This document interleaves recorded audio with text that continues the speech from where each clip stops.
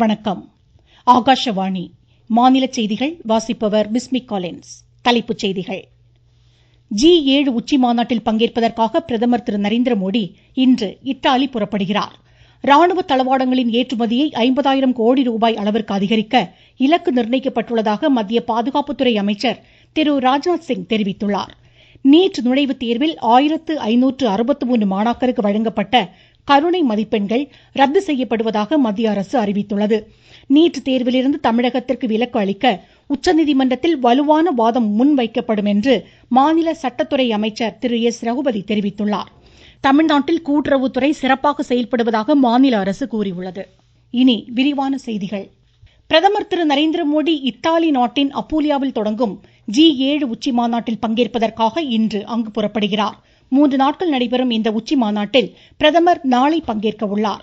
காலநிலை மாற்றம், மேம்பாடு, தென்னாடுகளின் முக்கியத்துவம், இந்தியாவின் வளர்ச்சி இலக்குகள் உள்ளிட்ட பல்வேறு விஷயங்கள் குறித்து பிரதமர் இதில் உரையாற்றுகிறார்.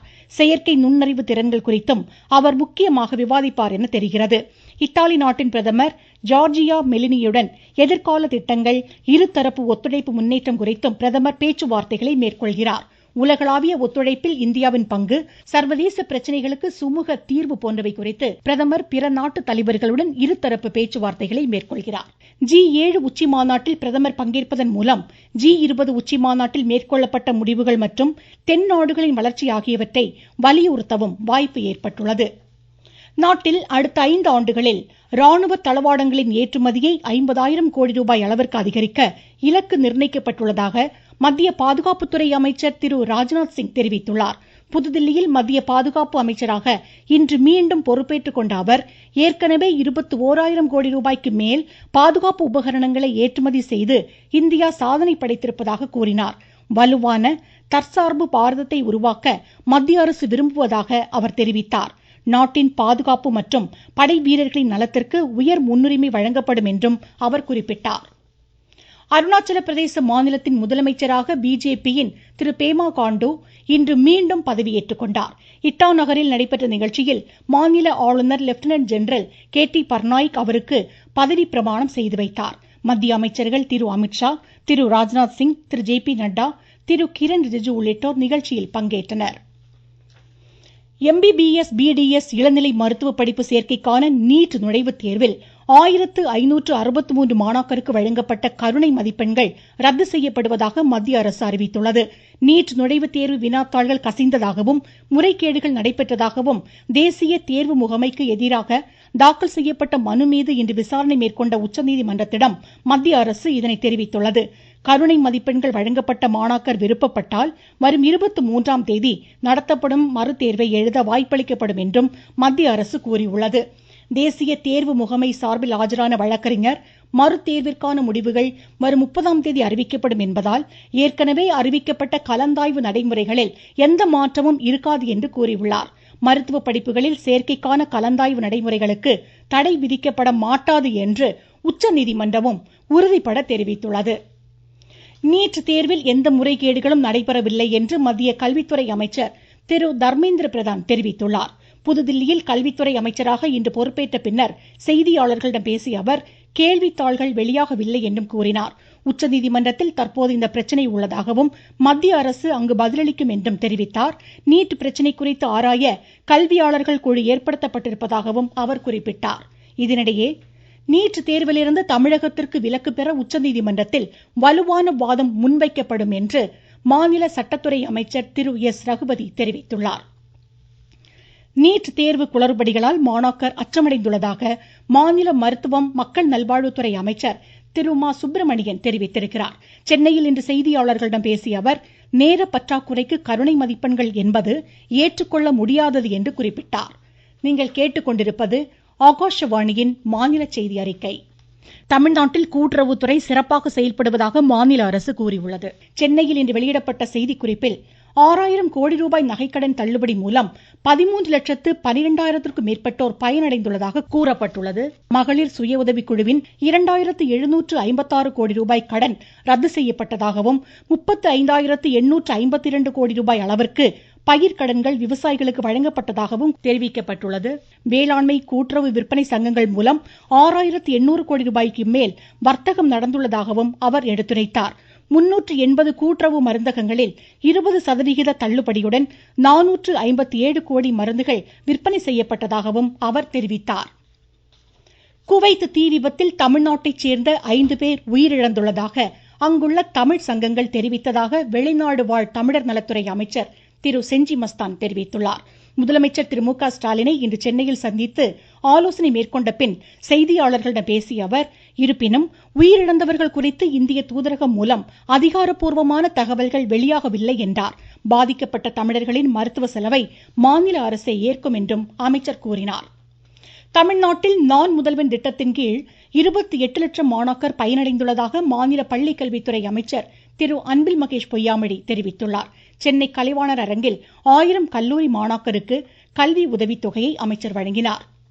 விழுப்புரம் மாவட்டம் விக்கிரவாண்டி சட்டப்பேரவை தொகுதி உட்பட 7 மாநிலங்களில் 13 சட்டப்பேரவை தொகுதி இடைத்தேர்தல் அடுத்த மாதம் 10ஆம் தேதி நடைபெறுவதற்கான வேட்புமனு தாக்கல் நாளை தொடங்குகிறது. இந்நிலையில் விக்கிரவாண்டி தொகுதியில் பறக்கும் படையினர் மேற்கொண்ட சோதனையில் உரிய ஆவணங்கள் இன்றி கொண்டு செல்லப்பட்ட 13 லட்சம் ரூபாய் மதிப்பிலான 23 கிலோ வெள்ளி கொலுசுகள் பறிமுதல் செய்யப்பட்டு வருவாய் அலுவலகத்தில் ஒப்படைக்கப்பட்டது. தமிழ்நாட்டில் நடப்பாண்டு BE, BTech பொறியியல் படிப்புகளில் சேருவதற்கு விண்ணப்பித்த மாணாக்கரின் சான்றிதழ் சரிபார்ப்பு நாளை முதல் வரும் 30ஆம் தேதி வரை ஆன்லைன் மூலம் நடைபெற உள்ளது. முல்லை பெரியாறு அணையில் தமிழக, கேரள உயர் அதிகாரிகள், தொழில்நுட்ப வல்லுநர்கள் என 5 பேர் கொண்ட மத்திய கண்காணிப்பு குழுவினர் இன்று ஆய்வு மேற்கொண்டு வருகின்றனர். இதுகுறித்து எமது செய்தியாளர். முல்லை பெரியாறு அணையை கண்காணித்து பராமரிப்பதற்காக உச்சநீதிமன்றத்தால் நியமிக்கப்பட்ட முதன்மை கண்காணிப்பு குழுவினர் இன்று அணையில் ஆய்வு மேற்கொண்டுள்ளனர். முல்லை பெரியாறு பிரதான அணை, பேபி அணை, சுரங்கப்பாதை, ஷட்டர் இயக்கங்கள், கசிவுநீர் உள்ளிட்ட பல்வேறு அம்சங்கள் குறித்து ஆய்வு செய்து வருகின்றனர். ஆய்வுக்கு பின்னர் ஆலோசனை கூட்டம் நடத்தி அங்கு எடுக்கப்படும் முக்கியமான முடிவுகள் தொடர்பான ஆய்வறிக்கையை உச்சநீதிமன்றத்தில் சமர்ப்பிக்க உள்ளனர். முல்லை பெரியாறு அணை பகுதியில் இருந்து ராஜ்குமார்.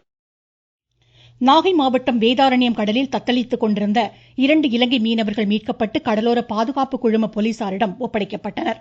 யாழ்ப்பாணம் மாவட்டம் அனலத்தீவு பகுதியைச் சேர்ந்த இவ்விரு மீனவர்களின் படகு பழுதாகியதை அடுத்து 2 நாட்களாக கடலில் தத்தளித்து வந்த நிலையில் ஆற்காட்டுத்துறை மீனவர்கள் அவர்களை மீட்டு கரைக்கு கொண்டு வந்தனர். வேதாரண்யம் அரசு மருத்துவமனையில் இம்மீனவர்களுக்கு தேவையான முதல் உதவிகள் வழங்கப்பட்ட பின்னர் கடலோர பாதுகாப்பு குழும போலீசார் விசாரணை மேற்கொண்டு வருகின்றனர்.